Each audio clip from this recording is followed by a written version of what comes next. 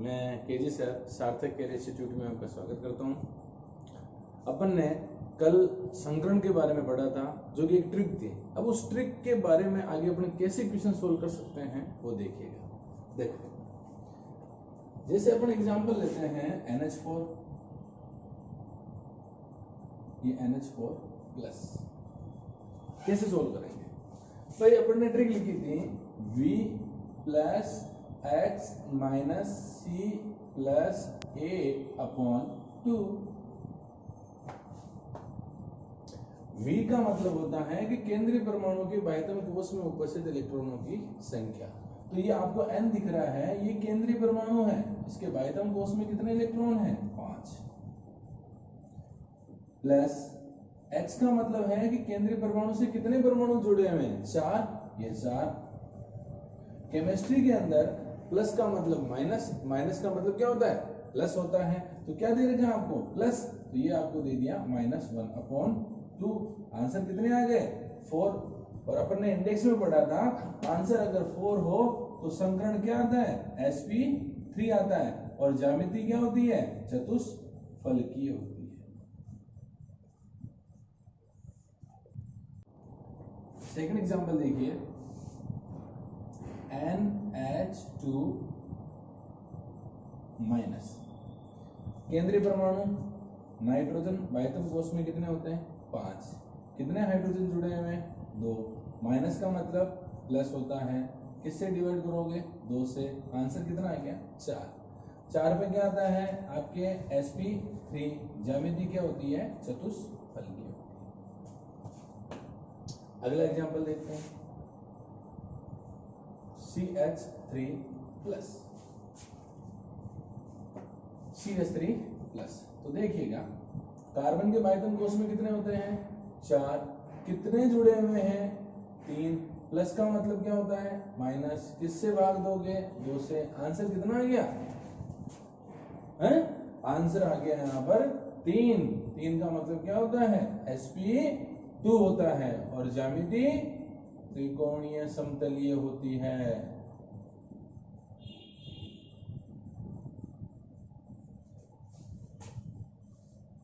अगला देखियो, और CH3 माइनस। वही कार्बन के बाह्यतम कोश में कितने? 4। कितने हाइड्रोजन जुड़े हुए हैं? 3। माइनस का मतलब क्या होता है? प्लस। किससे डिवाइड करोगे? 2 से। आंसर कितना आ गया? 4। 4 पे संकरण होता है sp3। और ज्यामिति क्या होती है? चतुष्फलकीय होती है। और देखिए, थोड़ा सा डिफरेंट एग्जांपल लेते हैं। फिफ्थ है ICl2 माइनस। ICl2 minus. देखिए, I आता कहां पे? फिर कल बाहर आई अंटी। तो जो फ्लोरीन का होगा वही किसका होगा? आयोडीन का होगा। तो आयोडीन के बाह्यतम कोश में कितने? 7। कितने क्लोरीन जुड़े हुए हैं? 2। माइनस का मतलब क्या होता है? प्लस। किससे डिवाइड करेंगे? 2 से। आंसर कितना आ गया? 5। 5 पे क्या आता है? sp3d। और ज्यामिति क्या होती है? त्रिकोणीय द्विपिरामिडीय। त्रिकोणीय द्विपिरामिडीय। और एग्जांपल देखिए, अगला ICl4 माइनस। आयोडीन के बाह्यतम कोश में कितने? 7। कितने क्लोरीन जुड़े हुए हैं? 4। माइनस का मतलब प्लस अपॉन 2। आंसर कितने आ गए? 6। 6 पे क्या होता है? sp3d2। और ज्यामिति क्या होती है? अष्टफलकीय होती है। अगला एग्जांपल देखिए, I3 माइनस। अब इसको कैसे निकालेंगे? इसको क्या करेंगे कि सबसे पहले तोड़ेंगे। तो तोड़ेंगे तो आप इसको ऐसे तोड़ सकते। देखो, I2 माइनस।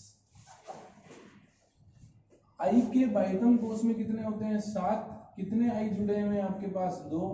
ये एक प्लस का अपॉन क्या हो गया? 2। आंसर आ गया आपके पास 5। 5 पे संकरण होता है sp3d और ज्यामिति होती है त्रिकोणीय द्विपिरामिडीय, त्रिकोणीय द्विपिरामिडीय।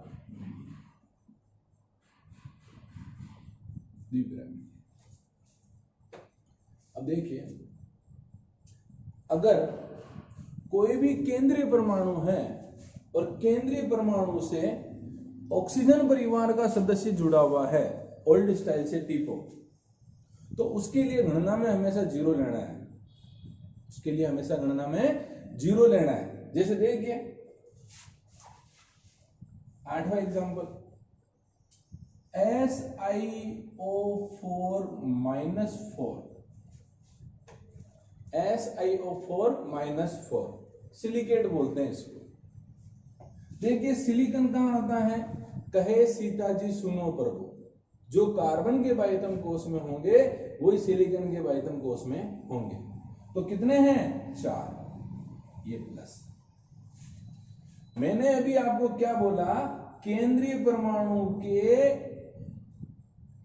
परमाणु से जुड़ा हुआ परमाणु यदि ऑक्सीजन परिवार का सदस्य है तो उसके लिए हमेशा गणना में 0 लेना है।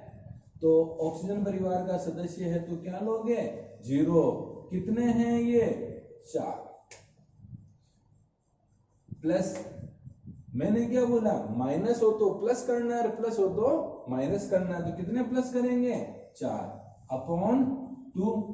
आंसर क्या आएगी आपके पास, 4 पे क्या आता है, sp3 और ज्यामिति क्या होती है, चतुष्फलकीय होती है। और देखिए एग्जाम्पल CO2, कार्बन के बाह्यतम कोष में कितने होते हैं, 4 प्लस।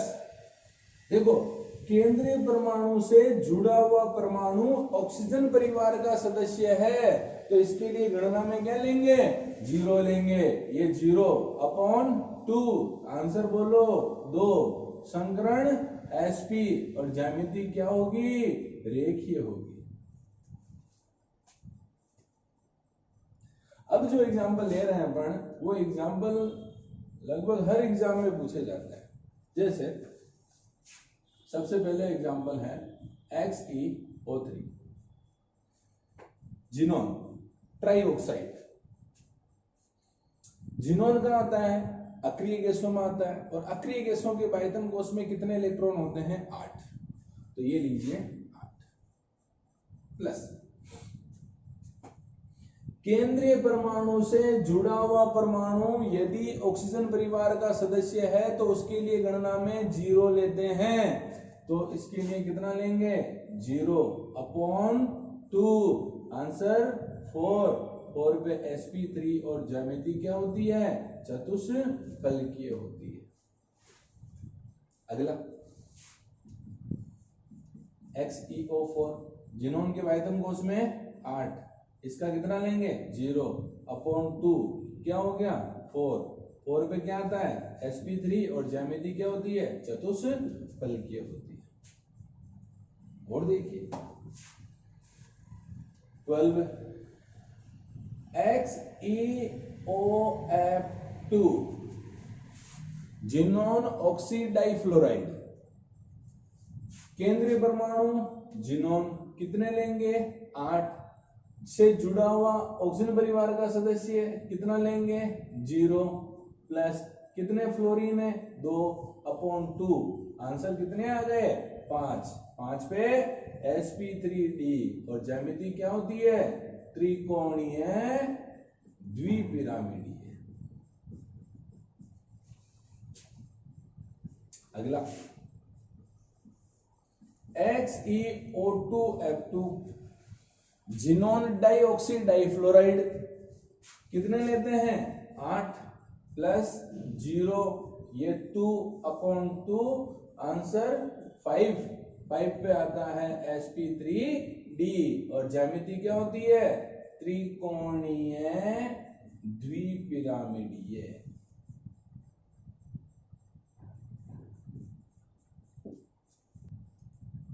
जब कभी भी संकरण की अपन बात करते हैं तो उसके अंदर सबसे पहले आप लोग कैलकुलेशन से आंसर निकालते हैं, संकरण आता है।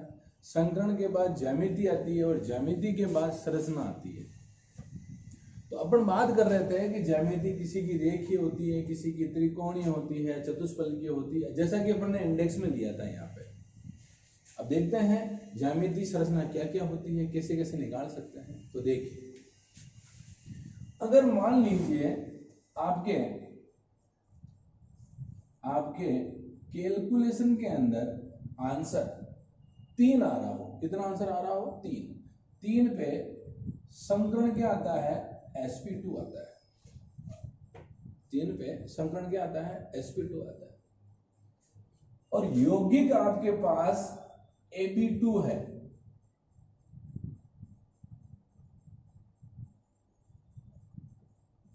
ab2 क्या है, यौगिक है। तो देखिए इसकी ज्यामिति त्रिकोणीय होगी, परंतु इसकी संरचना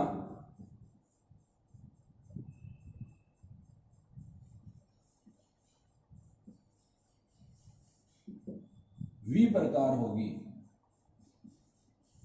क्योंकि ज्यामिति के अंदर एकांकी युग्म भाग लेते हैं, परंतु संरचना के अंदर एकांकी युग्म भाग नहीं लेते हैं। अतः इसकी संरचना क्या बनेगी, वी प्रकार बनेगी, या फिर कैंची नुमा बनेगी, कैंची, या फिर मुड़ी हुई।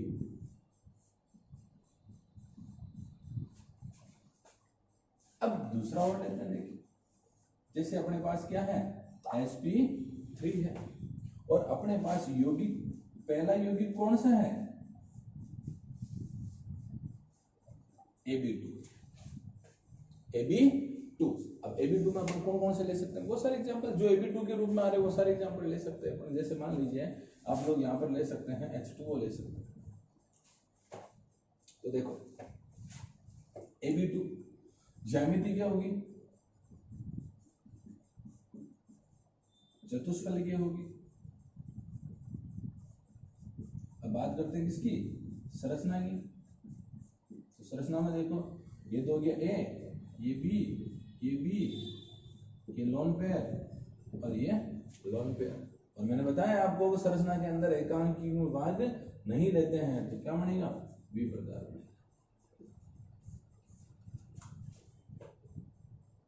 फिर देखो अगला लेते हैं अपन, इसके अंदर ab3 लेते हैं।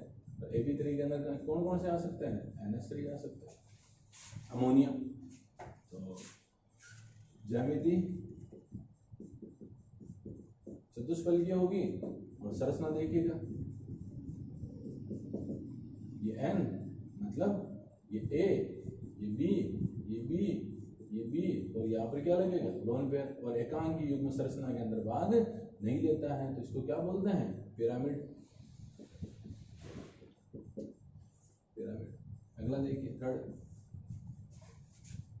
थर्ड में देखिए संकरण क्या है आपके पास, sp3d, और इसके अंदर सबसे पहला यौगिक लेते हैं अपन ab2। ab2 के अंदर ज्यामिति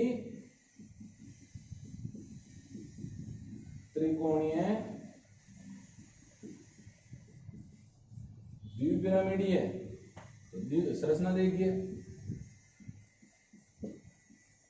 ये तो हो गया आपका त्रिकोणीय द्विपिरामिडीय, ये A, ये B, ये B। बाकी जो बचेंगे वहां पर क्या आएंगे, लोन पेयर। और आपको पता है लोन पेयर संरचना के अंदर भाग नहीं लेते हैं, तो संरचना क्या है इसकी, रेखीय।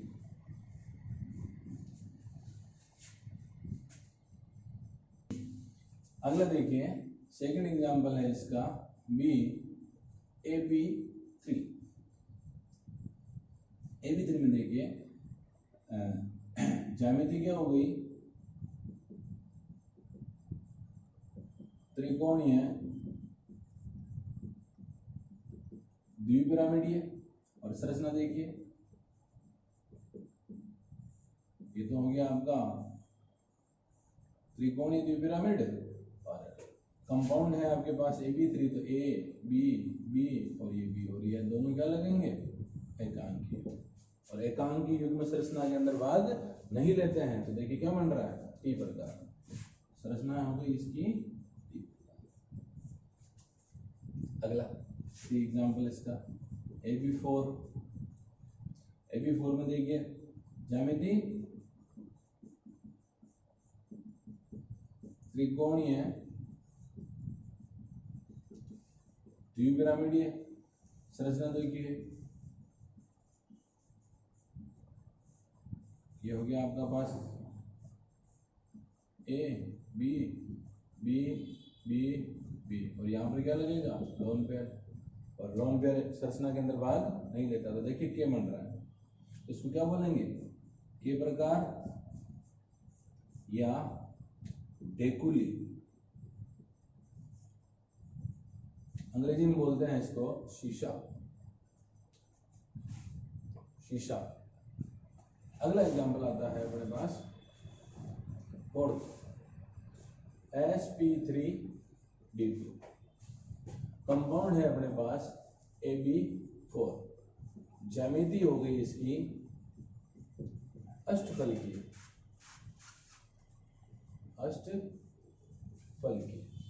कैसे बनेगा, ये ऐसे बनेगा।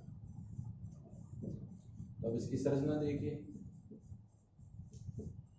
ये तो हो गया A B, कितने हैं आपके पास, 4, ये हो गया 4, यहाँ पर क्या लगेंगे, और लोन पेयर संरचना के अंदर भाग नहीं लेते हैं, तो इसको क्या बोलते हैं, वर्ग समतलीय।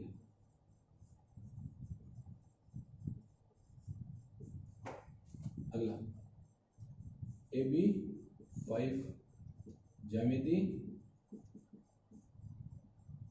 अष्टफलकीय, संरचना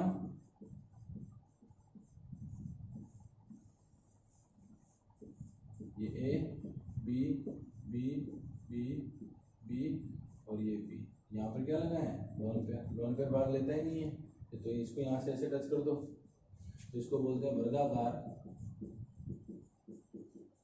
पिरामिड। तो ये आप लोगों को ध्यान में रखना पड़ेगा, किसकी ज्यामिति क्या होती है, किसकी संरचना क्या होती है। ज्यादातर क्वेश्चन क्या पूछा जाता है कि भाई ये यौगिक है, इसकी संरचना का नाम बताइए, तो आप लोग ट्रिक से आराम से उसकी संरचना बता सकते हैं। कल अपन संकरण के बारे में डिटेल में पढ़ेंगे, संकरण किसने बताया था, कैसे अपन क्वेश्चन सोल्व कर सकते हैं, उसका जिक्र अपन कल करेंगे। ये सारी ट्रिक खत्म हो चुकी है, इससे आप क्वेश्चन कर सकते हैं, और अगर कोई भी दिक्कत आती है तो आप कमेंट के अंदर आप लोग कमेंट कर सकते हैं। Thank you.